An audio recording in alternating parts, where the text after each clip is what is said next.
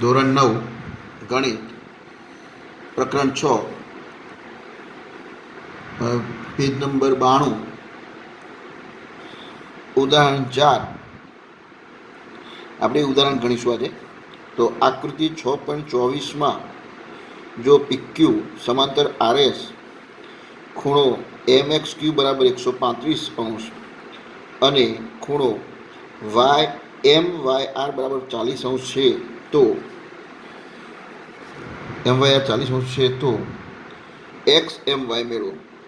XMY એટલે આખો આ મેળવવાનો છે. XMY મેળવો, બરાબર. XMY મેળવો. હવે આપણે દાખલો ગણીએ. તો પહેલાં આપણે આવી આકૃતિ દોરી કાઢીશું.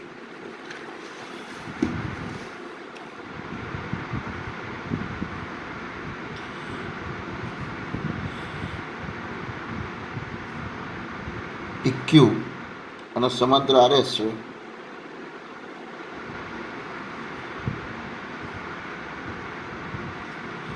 અને અહીંયા આગળ આપણે એક પોઈન્ટ કરીએ, એથી આ X અને એથી આ Y, બરાબર. આવી આકૃતિ આપણને આપી છે. બીજું એને આ ખૂણામાં આપી દીધું છે 135 અને આ ખૂણાનું માપ આપી દીધું છે 40 અને આખો આપણે આ ખૂણો શોધવો છે. બસ આ આપણી આકૃતિ છે. અહીં આગળ એમ. હવે આપણે વિચારીએ, આપણે બે સમાંતર રેખાઓની છેદિકાથી બધા યુગ્મ કોણો, અનુકોણો, અંતઃકોણો, એક તરફના અંતઃકોણો, આ બધા નિયમો આપણે જાણીએ છીએ. હવે આ બે સમાંતર રેખાઓ તો ખરી, પણ એની એક છેદિકા નથી. છેદિકા આમ અહીંથી છેદિકા આવી રીતે ના હોય. છેદિકા તો બે સમાંતર રેખાઓની છેદિકા આપણે જાણીએ છીએ કે સીધી આમ અહીંથી આ સીધી હોય તો છેદિકા બની જાય, બરાબર. પણ એ છેદિકા નથી. તો શું કરીશું? તો એ બીજી સમાંતર રેખા દોરીએ, બરાબર. હવે જો આ છેદિકા આપણે બનાવીએ, આ તો બીજી બતાવું છું. આ ધારો કે છેદિકા અહીંથી બનાવીએ આ રીતે, આને લંબાઈ દઈએ, બરાબર. તો એ આ ખૂણો, બહારનો ખૂણો કેટલો થાય? 100 યુગ્મકોણ બની જાય ને. અહીંથી આમ થઈને આમ યુગ્મકોણ બની જાય તો 135. તો એનાથી આ 135થી આ એનો આ બેનો સરવાળો અહીં આવે તો એક રૈખિક જોડ થાય. એ રીતે થાય. પણ આપણે સમાંતર રેખાઓની છેદિકાથી કરીએ તો એક આપણે એક કામ કરીએ, એમાંથી એટલે બીજી બે રીતે દાખલો ગણાય. આને તમે આખે લંબાઈ દો તોય ગણાય, અને અહીંથી આમ બીજી એક સમાંતર રેખા વચ્ચે દોરીએ તો પણ ગણાય. આ એટલા માટે આપણે દોરી કે આગળના આપણે વિડીયોમાં સમજાવી હતું કે જો કોઈ એક રેખા હોય, એને એક સમાંતર રેખા હોય અને આને બીજી સમાંતર રેખા દોરીએ તો આને સમાંતર જ થઈ જાય, તો બધી એકબીજા સમાંતર થાય, એવું આપણે વિધાન પણ સમજાવ્યું હતું. તો હવે અહીંયા આગળ આપણે દોરી કાઢી. શું કર્યું આપણે? એમમાંથી પસાર થતી એક રેખા દોરી. કેવી દોરી? PQ અને RSને સમાંતર, બંને સમાંતર. PQને સમાંતર દોરી એને આપણે નામ આપી દઈએ AB, નામ આપી દઈએ, બરાબર. તો પછી શું દાખલો શું ગણતરી કેવી રીતે કરીશું? તો એમમાંથી પસાર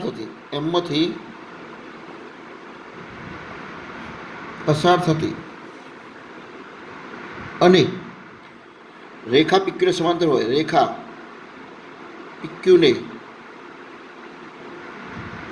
PQને સમાંતર હોય, એમમાંથી પસાર થતી અને રેખા PQને સમાંતર હોય તેવી રેખા AB દોરો. આપણે આ દોરી કાઢી, આપણે રચના કરી, આવી દોરી કાઢી, AB દોરી કાઢી. કેવી દોરી? એમમાંથી પસાર થતી અને PQને સમાંતર હોય તેવી. હવે ચલો આ બે ખૂણાની વાત કરીએ. આપણે આ બે ખૂણાની વાત કરીએ તો આ બંને કેવા થાય? અંતઃકોણો થાય. એક જ બાજુના અંતઃકોણો, બે સમાંતર રેખાની છેદિકાથી બનતા એક જ તરફના અંતઃકોણો થાય, બરાબર. તો આ બેનો સરવાળો કેટલો થાય? આપણે 100 બેનો સરવાળો કેટલો થાય? 180, બરાબર. તો લખીશું શું? QXM ખૂણો QXM વત્તા ખૂણો QXM એટલે આ ખૂણો આવી ગયો, વત્તા ખૂણો XMB બરાબર 180. અંતઃકોણ લખી દઈએ આપણે. કયો નિયમ વાપરીએ આપણે? અંતઃકોણ. સમાંતર રેખાની છેદિકાથી બનતા અંતઃકોણો એક જ તરફના અંતઃકોણો કેવા પૂરક, એટલે QXM XMB 180. તો આની કિંમત કેટલી હતી? 135 વત્તા આની કિંમત આપણે જાણતા નથી, તો 135 આપણે બાદ કરીએ. તો માટે ખૂણો XMB બરાબર 180 માઇનસ 135. તો 180થી 135 બાદ કરો તો કેટલું મળશે? 0માંથી 5 ના 10માંથી 5 જાય તો 5, 7 વધ્યા હતા, 10 કો લીધો 7, 7 નો 3 જાય તો 4. તો ખૂણો XMB આપણને કેટલો મળ્યો? 45. એટલે આપણને આટલો ભાગ તો 45 મળી ગયો, આટલો. હવે આ નીચેનો શોધી કાઢીએ, એટલે બંનેનો સરવાળો કરી દઈશું, બરાબર. હવે આઈએસ AB સમાંતર RS થઈ, AB સમાંતર RS ની આ MY શું થાય? છેદિકા. AB સમાંતર RS ની છેદિકા, AB સમાંતર RS ની છેદિકા કઈ છે? રેખા MY છે, રેખા MY છે, આ MY. અને તેથી આ બંને યુગ્મ કોણ કહેવાય? જો આપણે ઝેડ બની ગયો, ઝેડ એટલે યુગ્મ કોણ. માટે ખૂણો BMY, ખૂણો BMY બરાબર BMY બરાબર MYR, ખૂણો MYR. કયા ખૂણા? યુગ્મ કોણ. અને માટે ચલો આ ખૂણો 40 એટલે આ ખૂણો પણ કેટલો થાય? માટે ખૂણો BMY બરાબર BMY બરાબર 40. કારણ શું? કારણ કે ખૂણો MYR બરાબર 40. MYR 40 હતો, BMY પણ 40 થઈ ગયો. હવે આખો ખૂણો માગ્યો છે XMY, તો XMB અને BMY પેલા ખૂણાના સરવાળાની પૂર્વધારણા, તો આ બે ખૂણાનો સરવાળો કરીએ તો આખો ખૂણો આપણો બની જાય. તો એ આપણે લખીએ. ખૂણો XMY માટે ખૂણો XMY બરાબર શું હશે?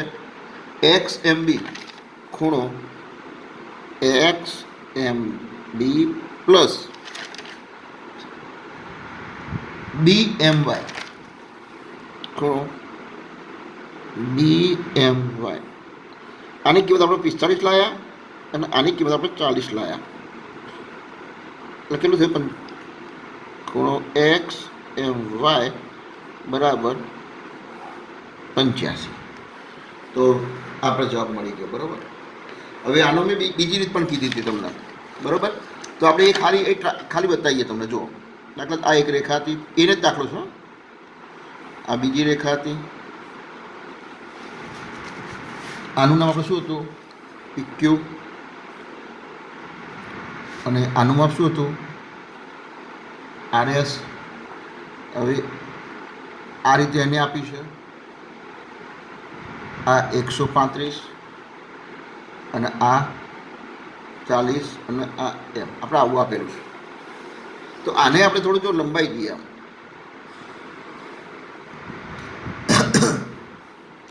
બરાબર. અહીં આર હતો ને અહીં આપણે લંબાઈને કારણ ટી આપી દઈએ. ટી ના, આર આટલો હતો તો ટી આપી દઈએ. આ રેખા બની ગઈ. તો હવે ચલો એ આ થઈને આ થાય, આ કેટલો થાય? 135 થાય યુગ્મ કોણ. જુઓ આપણે શું કર્યું? આટલો ઊંધી આ લંબાઈ દીધો, QT આખો MT લંબાઈ દીધો, આખી રેખ કરી દીધો. આમ આટલો ઊંધી તો આખો લંબાઈ દીધો.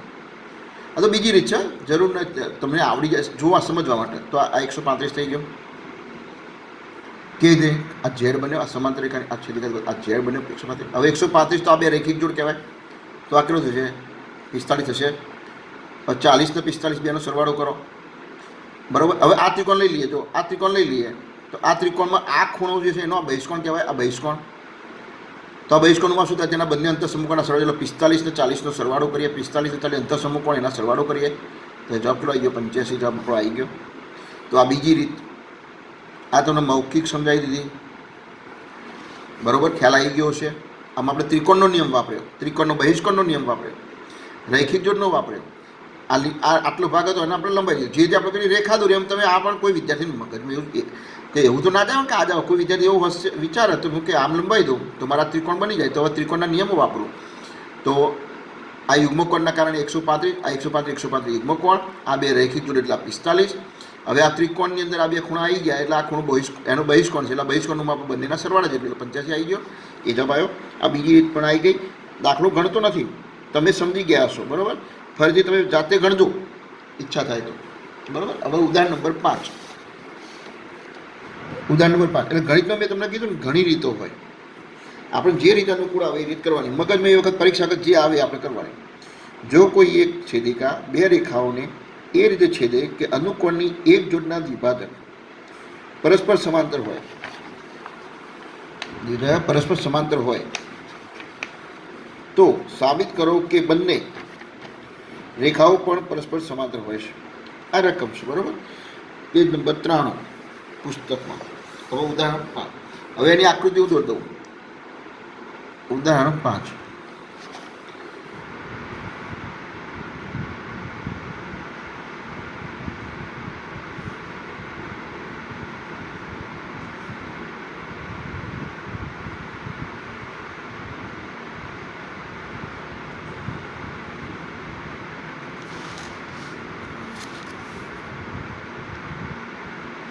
જોડે જોડે તમે પણ આકૃતિ દોરી દો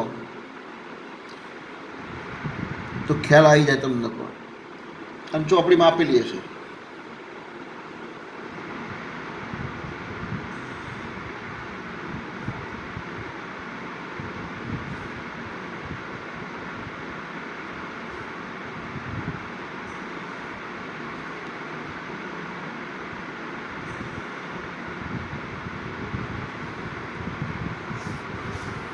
ચલો આકૃતિ આવી ગઈ, બરાબર. હવે એની રકમ હું ફરીથી બોલું.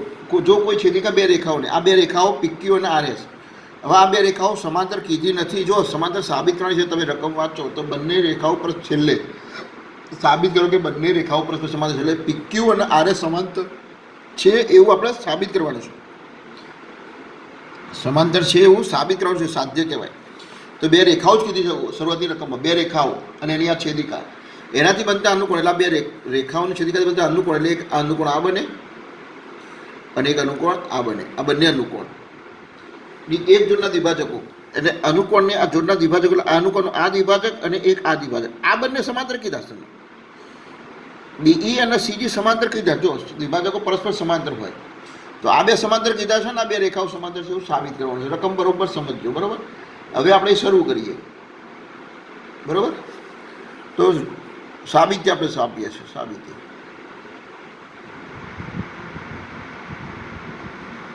તો PQ, રેખા PQ અને રેખા RS. જો બે રેખા જ લખી, મેં સમાંતર ના લખી કારણ કે સમાંતર સાબિત કરવું છે. રેખા PQ અને રેખા RS ની છેદિકા કઈ લઈશું આપણે? PQ અને RS ની છેદિકા કઈ છે? AD છે. જે અનુક્રમે, જો ની છેદિકા AD છે, જે અનુક્રમે PQ ને કેમ છે? જે અનુક્રમે B અને C માં, ચલો જે આપણે લખીએ, જે PQ ને લખો, આખું વાક્ય લખીએ, PQ ને D માં અને RS ને C માં છેદે છે.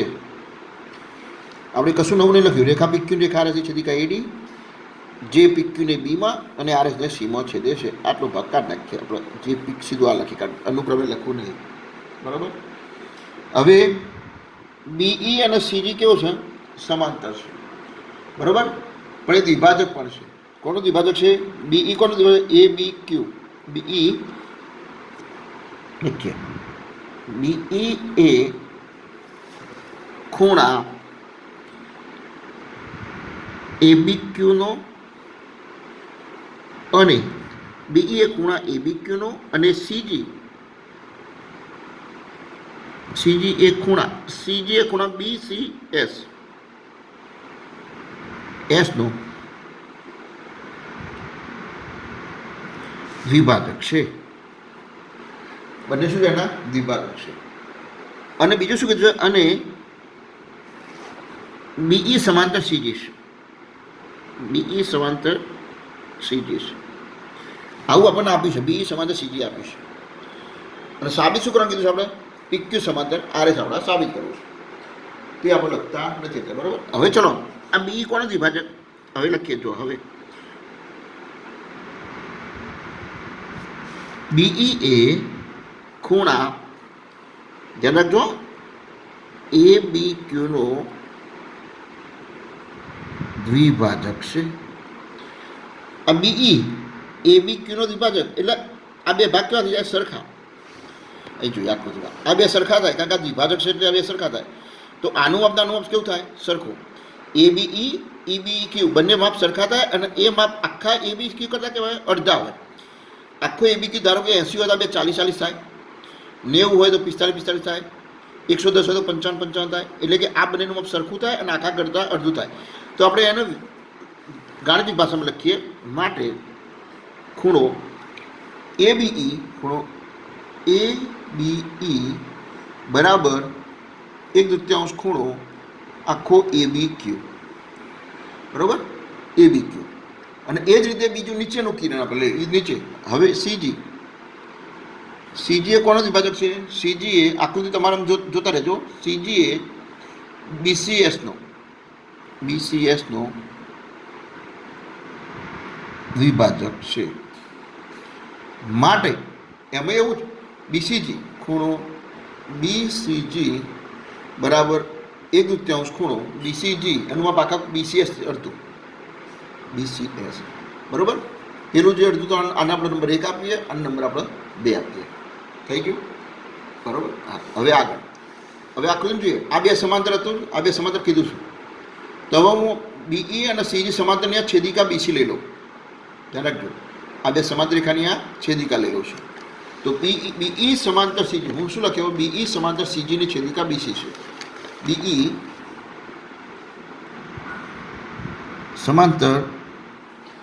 સમાંતર કયો હતો? CG. BE સમાંતર CG ની છેદિકા કઈ થશે? BC. બરોબર? BE સમાંતર CG ની છેદિકા BC છે. અને એ છેદિકા હોય તો આ અનુકોણ કહેવાય. જો એક આ ખૂણો આટલો ભાગ અને આ બે સરખા થાય. બે સમાંતર રેખાની છેદિકાથી બનતા અનુકોણો એકરૂપ હોય છે. આપણે આવી ગઈ પૂર્વધારણા બધી. બરાબર? તો ખૂણો ABE અને BCG કેવા થાય? સરખા. ABE BCG સરખા થાય. હવે તમે આને ભૂલી જાઓ ખાલી. તો જો આ બે સમાંતર રેખાઓ અને આ છેદિકાથી બે સમાંતર રેખાની છેદિકાથી બનતા અનુકોણો એકરૂપ હોય છે. એટલે હવે વિધાન શું છે? ABE એટલે આ ખૂણો હું લખું છું. ABE અને BCG સરખા. ABE BCG ખૂણો ABE બરાબર ખૂણો BCG કયો નિયમ? અનુકોણ. બરાબર? અનુકોણ. હવે અહીં આગળ ABE BCG તમે લાયા તો પરિણામ એકમાં AB નું માપ શું હતું? 1/2 AB ની જગ્યાએ શું લખાય? 1/2 ABQ લખી શકાય. અને BCG ની જગ્યાએ શું લખાય? 1/2 BCG S લખી શકાય. તો આની જગ્યાએ આ લખીએ ના. બરાબર? ABE ની જગ્યાએ શું લખીશું? 1/2 ABQ અને BCG ની શું લખીશું? 1/2 BCS. તમે ચોપડી જોડે રાખજો, કારણ કે મારા આકૃતિ આ પેજ ઉપર છે. અડધો દાખલો અહીં ગણાય છે અને અડધો પેલી બાજુ ગણાય છે. એટલે બધું એક સાથે સેટ થાય એવું નહીં બેટા. એટલે ચોપડી જોડે રાખો એટલે થોડી ચોપડીથી ખબર પડતી જાય તમને આકૃતિ. અને આ પરિણામો તમે આગળ લખ્યા છે એટલે લખ્યા ખબર. આ બે પરિણામો જે લખ્યા એ બે પરિણામો આ બે સરખા કીધા આપણે. આ બે સરખા કીધા તો આ બે પરિણામ પણ કેવા થાય? સરખા થાય. એટલે આ બે હું વિધાનો લખી દઈએ. 1/2 ABQ 1/2 ABQ 1/2 BCS. 1/2 ખૂણો ABQ બરાબર 1/2 ખૂણો BCS. BCS હતો ને? હા. હવે બંને થોડો 1/2 જતું રહ્યું તો કઈ બધું? ખૂણો ABQ બરાબર ખૂણો BCS. ABQ BCS સરખો 1/2 ઉડી ગયો. હવે આકૃતિ જો ABQ BCS શું છે? ABQ BCS કેવા છે? અનુકોણો છે. કેવા છે? અનુકોણ બરાબર આ સરખા છે. અને એ પાસે કે જે અનુકોણો છે, અનુકોણો છે પાછા સરખા છે. તો આવું તો ક્યારે બને? અનુકોણો સરખા ક્યારે બને? કે બે રેખાઓ સમાંતર હોય. તો માટે પૂરું થઈ ગયું. પીક્યુ સમાંતર શું હશે? આરએસ. પીક્યુ સમાંતર આરએસ છે. માટે પીક્યુ સમાંતર આરએસ છે. આ દાખલો એ પૂરો થઈ ગયો. કારણ કે આ બે સરખા બતાવી નહીં, બે તો અનુકોણો હતા. અને અનુકોણો હતા તો આ બે રેખાઓ હતી. તો પીક્યુ આરએસ આ સમાંતર હોય તો જે અનુકોણો એ સમાન હોય, બાકી સરખા હોય નહીં. એટલે અહીંયા દાખલો પણ પૂરો થઈ ગયો. હવે ઉદાહરણ છઠ્ઠું. ચલો છઠ્ઠા ઉદાહરણ દાખલો જોઈએ. ચોપડી કાઢો એટલે તમને ખબર છે. જો આકૃતિ 6.27માં એબી સમાંતર સીડી અને સીડી સમાંતર ઈએફ, ત્રણ સમાંતર એબી ને સીડી, સીડી ને ઈએફ. પેલા એબી, સીડી ને ઈએફ ત્રણ સમાંતર.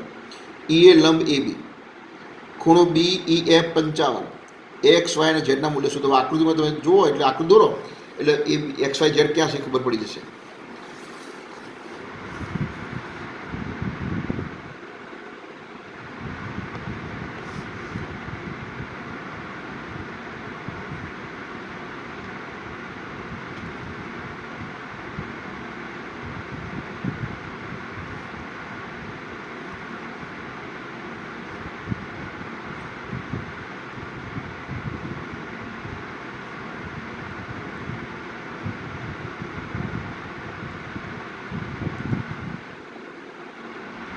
આખું દોરજો એટલે ખબર પડશે.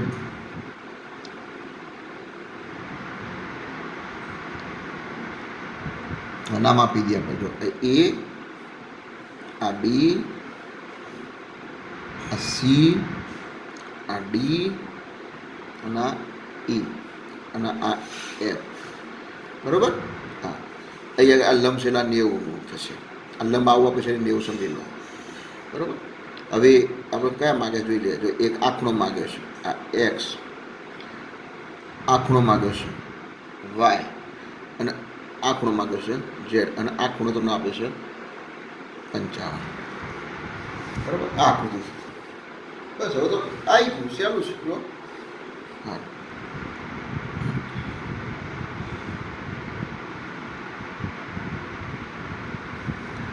ચલો શરૂ કરીએ. બરાબર? હવે ચલો આ સમાંતર રેખાઓ હતી. હવે આ બે સમાંતર લખીએ. જો સીડી સમાંતર, આ સીડી સમાંતર કઈ? ઈએફ ની છેદિકા, સીડી સમાંતર ઈએફ ની છેદિકા આપણે ઈડી લઈએ. તો આ બંને અંતઃકોણો થાય. એક જ તરફના અંતઃકોણો, છેદિકાની એક તરફના અંતઃકોણો થાય. અને અંતઃકોણો કેવા હોય? પૂરક, એક જ બાજુના અંતઃકોણ. બરાબર? ઈડી છે. બરાબર? માટે આ બે અંતઃકોણનો સરવાળો કેવો થાય? પૂરક હોય. જેના અંતઃકોણ પૂરક એટલે લખીએ. માટે 55, માટે 55 વત્તા વાય, 55 વત્તા વાય આ બંને બરાબર 180. શું લખીશું? એક જ તરફના અંતઃકોણ, એક જ તરફના અંતઃકોણ. એ 55 વત્તા વાય બરાબર 180. માટે વાય બરાબર કેટલું સહેલું તો જુઓ. આ બેનો સરવાળો 180 તો આપણે જાણીએ છીએ અંતઃકોણ. બે સમાંતર રેખાઓ, છેદિકાથી એક જ તરફના અંતઃકોણો. આ બેનો સરવાળો 180. તો 55 વત્તા વાય બરાબર 180. તો વાય બરાબર શું થાય? 180 માઇનસ 55.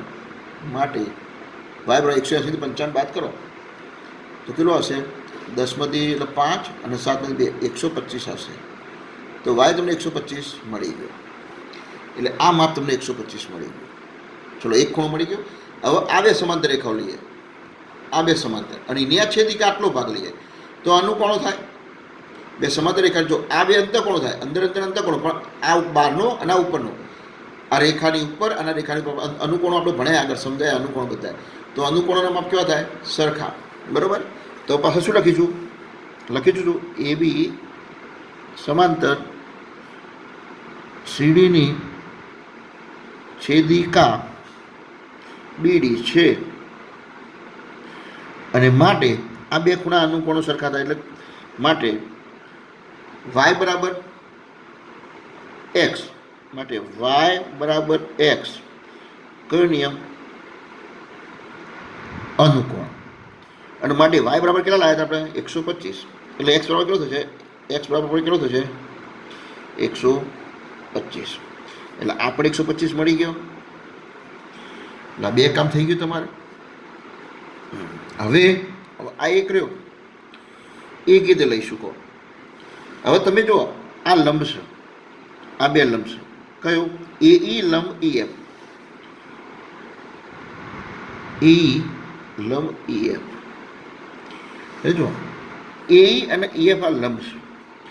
લંબ એટલે આખું આખું કેટલો થાય 90 થાય. એનો અર્થ ઝેડ વત્તા 55 ભેગો થઈને 90 થવો જોઈએ. ઝેડ વત્તા 55 બરાબર કેટલા થાય 90. આખો આખો 90 થવો જોઈએ લંબ એટલે. અને આ ખૂણો તો આ બેના સરવાળા જેટલું છે, વાય અને 55, વાય અને ઝેડ સોરી ઝેડ અને 55 છે બરોબર. આ લંબ છે માટે ઝેડ વત્તા 55 બરાબર કેટલો થાય 90. ઝેડના 55 સરવાળો 90 થવો જોઈએ. ઝેડ વત્તા 55 બરાબર 90. તો ઝેડ બરાબર કેટલા થશે 90 માઇનસ 55. 90 થી 55 બાદ કરો કેટલો આવશે